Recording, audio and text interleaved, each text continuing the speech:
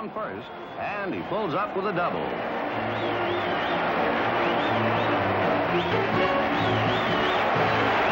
With the game scoreless and the Dodgers second, Gil Hodges the batter. Hodges hits a pop fly into shallow center. Aparicio and Fox both go after it. Louis grabs the ball, they collide, and down go the Little Magicians. But they bounce right back up again, Aparicio clutching the ball. Aparicio going back. Little Louis Aparicio. And they throw over the first for a double play. And he makes the catch. Para mí, Luis Aparicio es excepcional. Perseverante. Profesional. Leal. Excelencia. Respeto. Inteligencia. Carácter. Grandeza. Maestría. Disciplina. Defensa. Calidad. Amor. Espectacular. Completo. Perfecto. Un ídolo. El grande. El orgullo de ser venezolano. Un señor.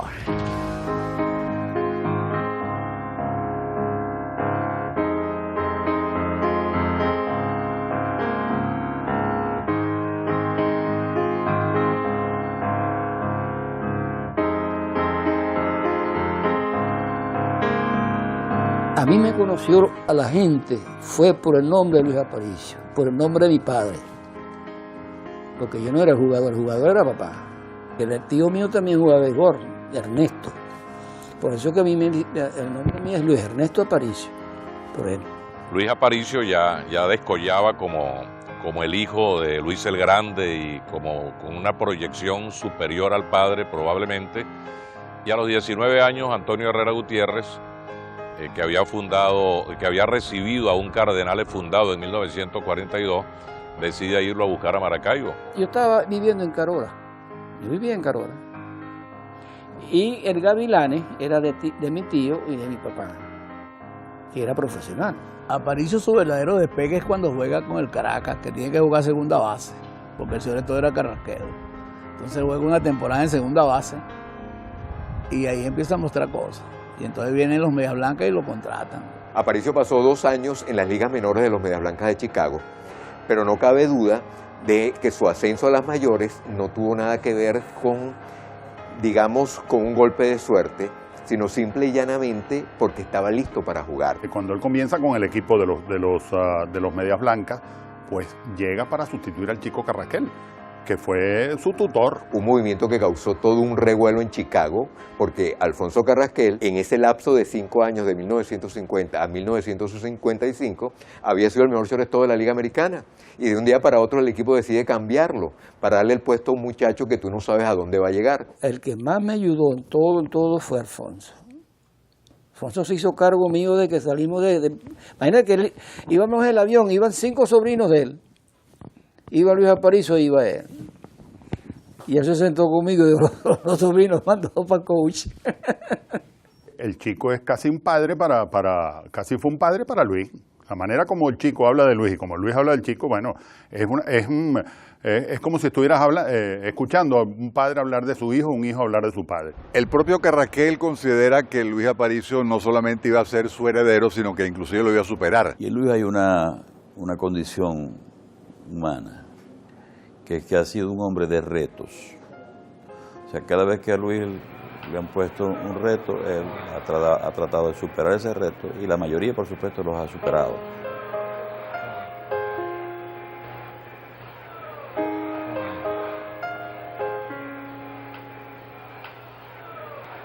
Definir qué era lo que tenía Luis, de todo.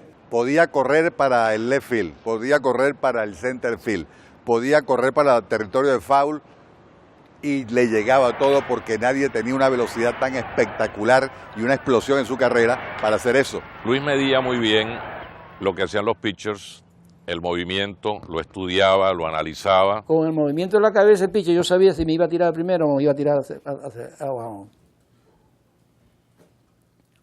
Y como cogía la pelota, pues los pitchers siempre llegan y hacen así. Entonces, cuando están así, fíjate cuando ves un juego dice para que veas cómo ellos empiezan a mover la bola aquí atrás, hasta que la cojan por donde ellos quieren cogerlo. Entonces, ahí tú te fijas si como cogió la bola.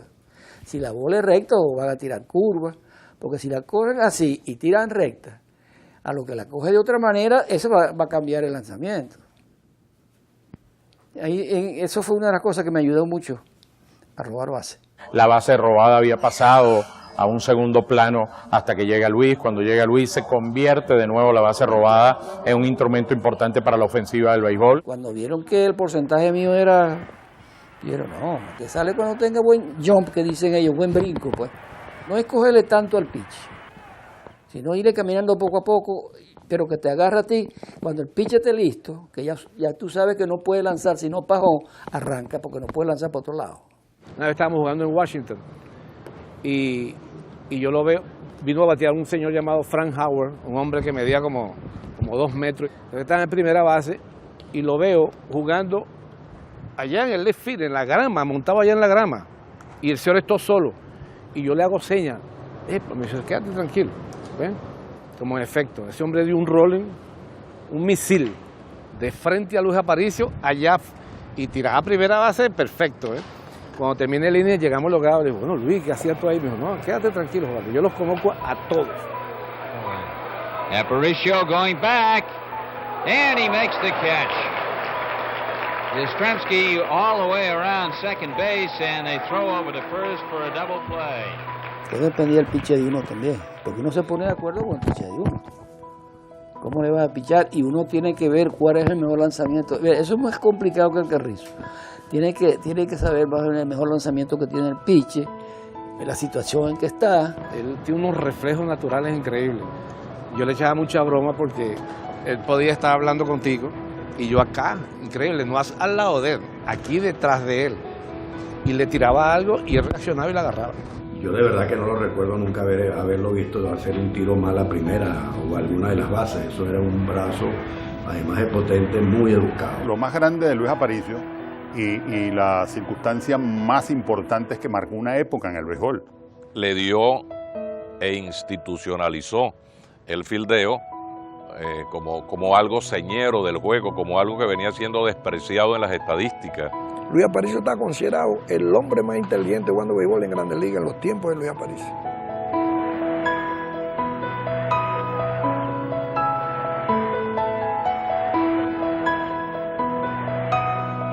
Little Louis Aparicio.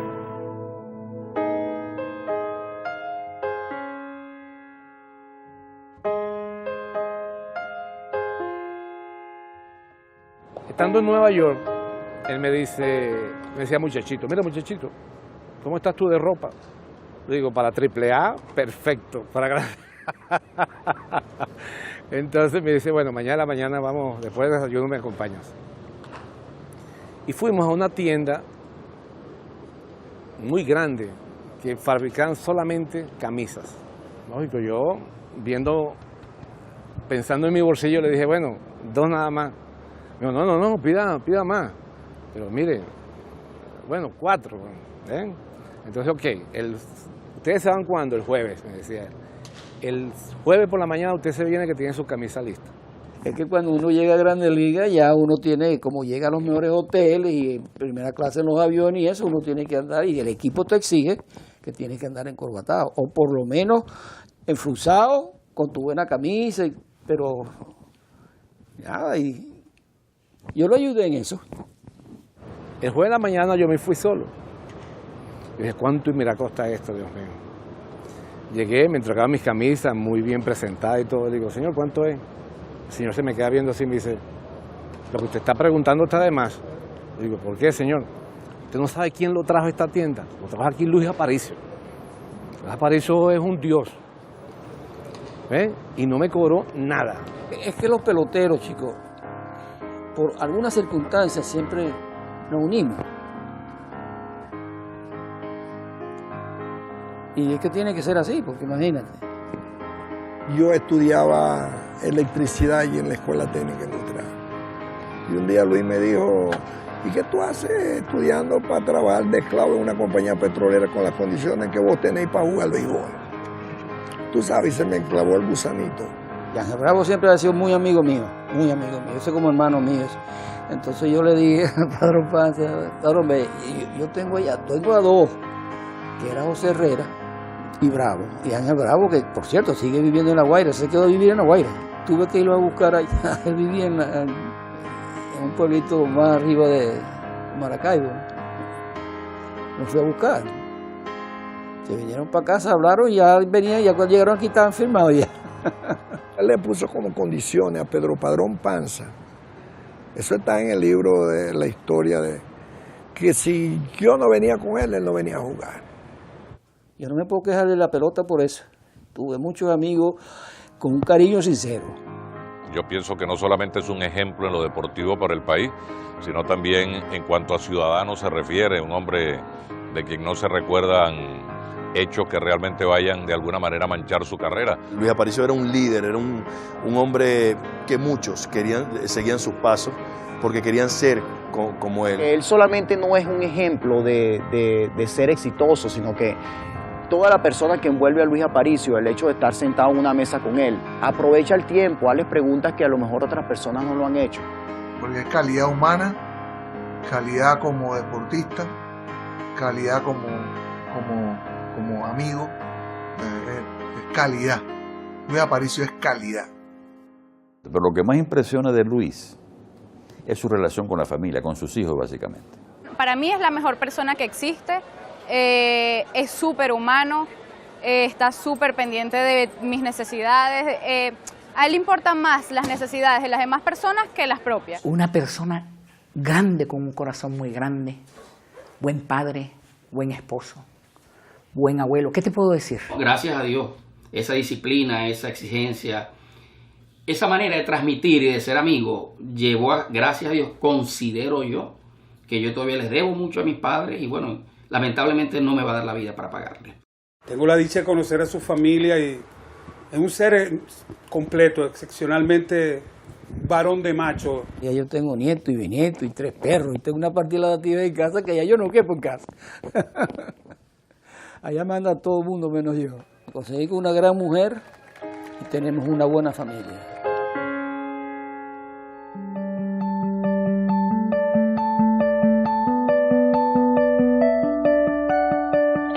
Llegar a las Grandes Ligas es difícil y lo ha sido siempre. Y no es que hoy en día sea fácil llegar a las Grandes Ligas, por supuesto que no. Tú tienes que tener calidad, tienes que tener una serie de atributos para poder llegar a las Grandes Ligas. Pero hacerlo en 1956, cuando lo hizo Luis Aparicio, era mucho más difícil. Él tuvo que superar el asunto de la barrera del idioma, tuvo que superar una cantidad de cosas que en la actualidad son mucho más sencillas porque los peloteros tienen muchas cosas que les permiten aprender, tienen incluso quienes les sirvan de intérprete. Uno de los grandes legados de Luis es haber jugado 18 años en las Grandes Ligas, en una posición tan complicada por lo que representa para el andamiaje defensivo de un equipo como es el shortstop. Para empezar tienes que tener unos principios básicos excepcionales. No puedes estar de loco en la calle, no puedes tomar, no puedes fumar, tienes que tener una vida sana, tienes que ser responsable. Para poder jugar tantos años tienes que ser una persona que te cuide, que juegue la pelota fuerte, pero las lesiones son algo que te saca del juego. Porque ese juego cualquiera se lesiona, pero yo tuve la suerte de que hasta que una vez Kluszewski, ¿usted se acuerda de Kluszewski? Un hombre del tamaño de la pared. Una vez tropecé con él. Cuando me paré dije yo, pues, y a mí nadie me va a sacar de este juego, pues si no me sacó la mole ese que... No son muchas las personas que pueden jugar como lo jugó nuestro maestro Luis Aparicio. Creo que es una de las posiciones que más hay que dedicarse y gracias a él pues hemos nacido muchos sobre todo en nuestra patria. Abre las puertas a lo que es el shortstop en Venezuela. A uno lo ven con otros ojos gracias a hombres como Luis Aparicio. Cuando se habla de Venezuela se habla de Luis Aparicio, de los shortstop, en este caso Osvaldo Guillén, Omar Vizquel. Esto es el emblema de nosotros los venezolanos allá en los Estados Unidos. A mí me han impresionado particularmente 2. Concepción, que para mí ha sido el más espectacular de todos, y Luis en muchas conversaciones coincide conmigo, y Omar Vizquel por razones obvias, por su elegancia, por su seguridad, por su gala. Siempre ha peleado por mí y dice que porque yo no estoy en el Hall de la Fama. Y yo le agradezco mucho eso a Luis. Luis valora a Vizquel.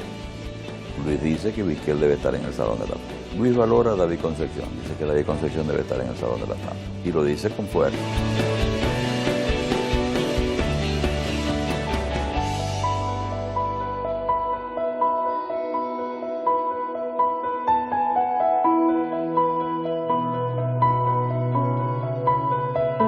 fue un hombre que impactó el juego de béisbol.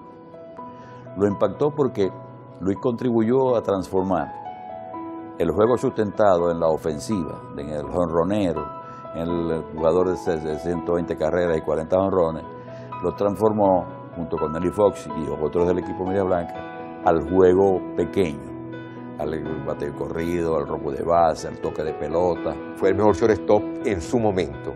Básicamente entre 1956 y 1973 están sus 9 guantes de oro. Cuando Luis Aparicio se retira, era el número 1 de por vida en doble plays, en asistencias y en juegos entre peloteros del shortstop. Había tenido una cadena de bases robadas de 9 años consecutivos, líder de la Liga Americana, que nadie lo ha hecho todavía desde entonces.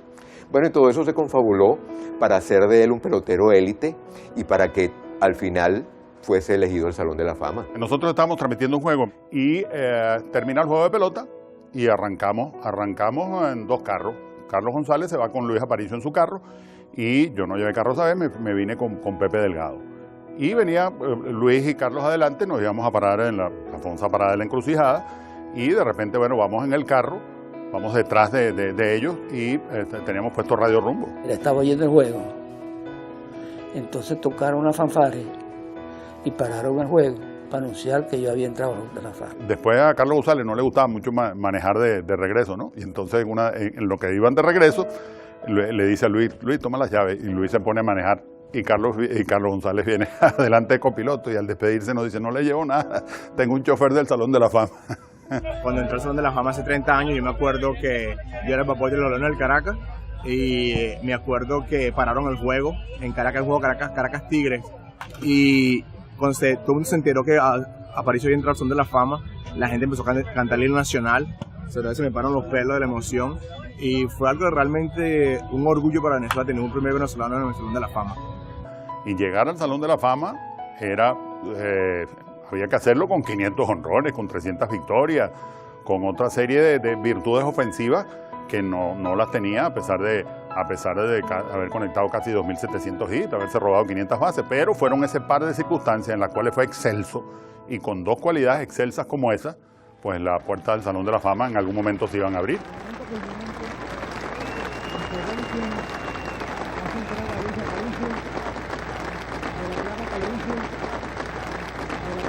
When I first come to this country 30 years ago, I was a young with very little in my pocket, but full of dreams and a whole world to gain.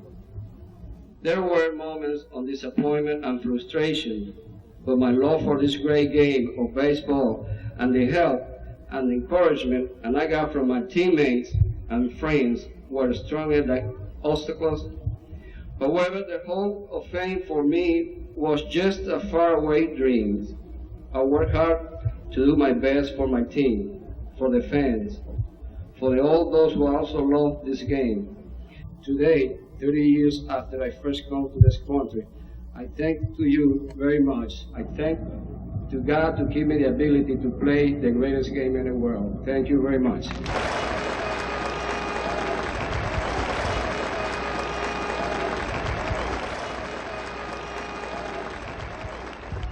Yo empecé a trabajar con Cardenales, necesitábamos un manager y a mí se me ocurrió la idea de hablar con Luis Aparicio para ofrecerle que fuera dirigente de Cardenales y a la vez jugador activo. Y lamentablemente Aparicio empezó a dirigir cuando ya el béisbol empezó a tener un cambio un poco radical, donde ya los jugadores eran demasiado importantes y entonces había que tratarlos de una manera diferente y eso no fue con que Luis fue enseñado. Pues. Manera que me tocaron a mí fueron buenos. Él llegaba cuando vos que le fallabas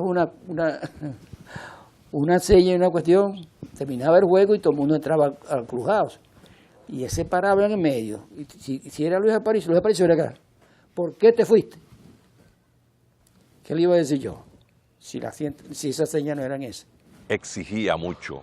Yo pienso que Luis exigía tanto como se exigía a sí mismo como pelotero. Yo creo que a él le tomó algún tiempo entender que todos los otros peloteros que estaban jugando no eran Luis Aparicio. Él era de los managers que iban a la lomita y nada de, épale, ¿cómo estás? ¿Cómo te sientes? Preguntándole nada al catcher. No, él llegaba y extendía la mano, dame la pelota. Si yo llegué aquí ya, es porque te voy a sacar. Con el que más duró fue con La Guaira, donde realmente tenía un equipo bravo, fuerte, y él le sacó partido a una cantidad de importados que él mismo ayudaba a traer, ¿no? Yo creo que Luis Aparicio convirtió a La Guaira en un equipo que podía competir por la victoria, en términos generales. Hay una anécdota con un lanzador que tuvieron las Águilas, que un día llegó a lanzar, había amanecido, cuando el día anterior le había dicho que le tocaba su turno. Y llegó al primer inning que le cayeron a batazos. Entonces sale Luis. Entonces el pitcher le dijo, no, señor Luis, si usted quiere me sacar, no, te voy a sacar, no. Te tienes que quedar aquí porque ese sol que está ahí, no me lo voy a llevar yo solo. Además, tú sabes por qué lo estoy haciendo. Y lo tuvo 3 innings. Imagínense ustedes una persona amanecida en un juego a las 11 del día, 12 del día, un domingo en Maracaibo. Entonces son situaciones que expresan lo que es Luis como exigente en su disciplina. Y lo mismo es hoy en día con toda su familia.